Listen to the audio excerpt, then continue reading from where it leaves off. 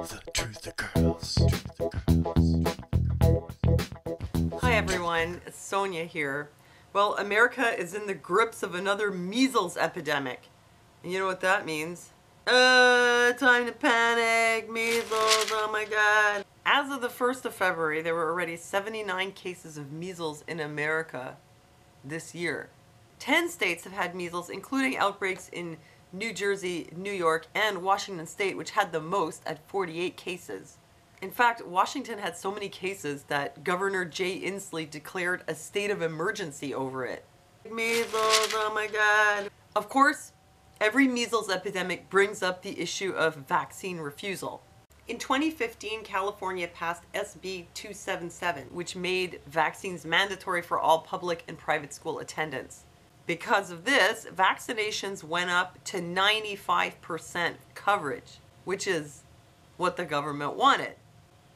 Yay! This is the target rate, so they should be happy. But wait, there's a problem. To some extent, the now banned personal belief exemptions in California have been replaced by medical exemptions. This goes to show that parents who are adamant not to vaccinate are going to find a way not to vaccinate. Some people are proposing that the doctors who are giving these exemptions should be investigated to find out, are the exemptions even legit?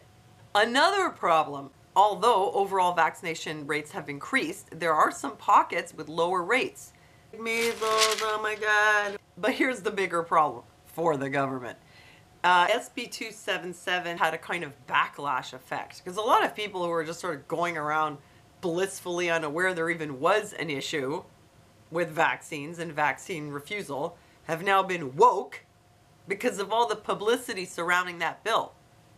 They heard about this and they started saying to themselves, hey, this is going too far. The government is forcing people to get vaccines, keeping kids out of school. And people started to question things and maybe even question the government themselves. So the government said, hey, this is bad. People are getting woke. Yep, there's clearly a backlash effect to making vaccines mandatory. What are they going to do about this? What to do? What to do? Some people proposed that anti-vaxxers, vaccine refusers, be billed for the costs of vaccine preventable epidemics. So if there's a measles outbreak, you didn't get your kid vaccinated, you're going to pay for it. Personally, I would think this would create even more controversy and more backlash. But there might be a simpler solution. Measles travels from person to person and it doesn't live on a surface for more than 2 hours. The US itself doesn't have measles. All epidemics start with cases that are somehow imported. In 2018, 81 people brought measles to the US from other countries. But wait, before you blame the immigrants, usually measles is imported by Americans who have been traveling to areas of the world that have been having measles epidemics. I'll give you a couple of examples. In 2018, unvaccinated Orthodox Jews brought measles back on returning from Israel. Another outbreak happened in an Amish community where returning travelers had imported measles from the Philippines.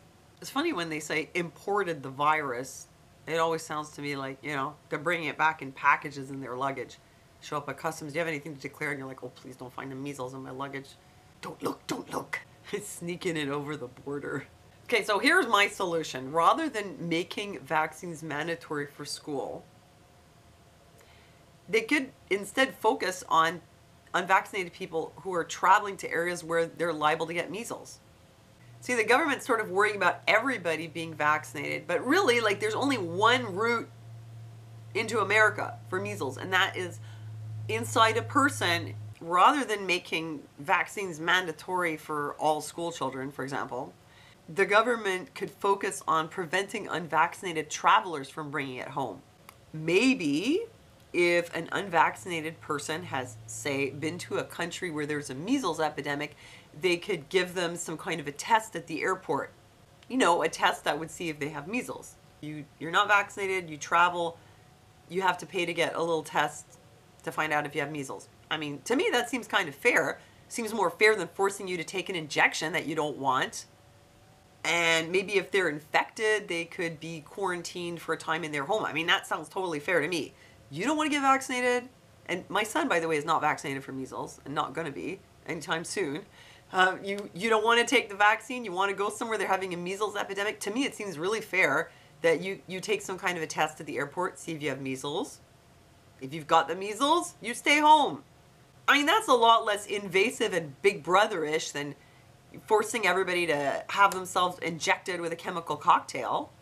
So I'm not actually, running the government, but let's say if I was, this is something I would propose. Maybe if you're politically active, maybe you could propose it, because I can't, anyway, I'm Canadian, so I can't do anything for America, but I'm full of good ideas. So this is my idea. So, maybe you would like to take up the cause. So I'm putting it out there. Let me know what you think. Thank you for giving me thumbs up. Thank you for your support on Patreon, because especially YouTube doesn't like videos like this.